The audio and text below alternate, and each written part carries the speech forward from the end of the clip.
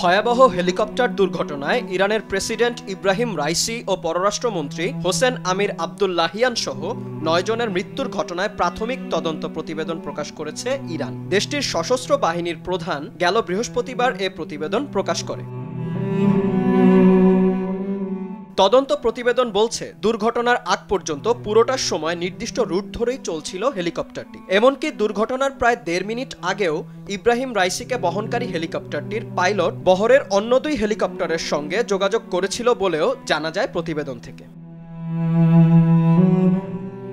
বিধ্বস্ত হওয়ার পরই আগুন ধরে যায় হেলিকপ্টারটিতে। তবে বিধ্বস্ত হওয়া হেলিকপ্টারের ধ্বংসাবশেষ পর্যবেক্ষণ করে কোনো প্রকার গুলি কিংবা হামলার চিহ্ন পাওয়া যায়নি। এছাড়া যাত্রাপথ জুড়ে কন্ট্রোল টাওয়ারের সাথে ফ্লাইট ক্রুদের মধ্যে কথোপকথনেও কোনো সন্দেহজনক আলামতও পায়নি তদন্তকারীরা।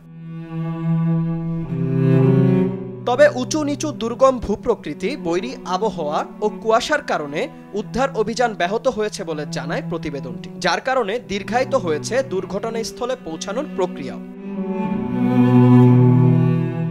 দুর্ঘটনাস্থল থেকে প্রাপ্ত নমুনাদি এবং এ ঘটনার সাথে সম্পৃক্ত বিভিন্ন প্রযুক্তিগত ও কারিগরি তথ্য সংগ্রহ করেছে তদন্তকারীরা। তবে এসব নমুনা ও তথ্য আরও ভালোভাবে পরীক্ষা নিরীক্ষার পরই তদন্তের চূড়ান্ত ফলাফল জানাবে তারা।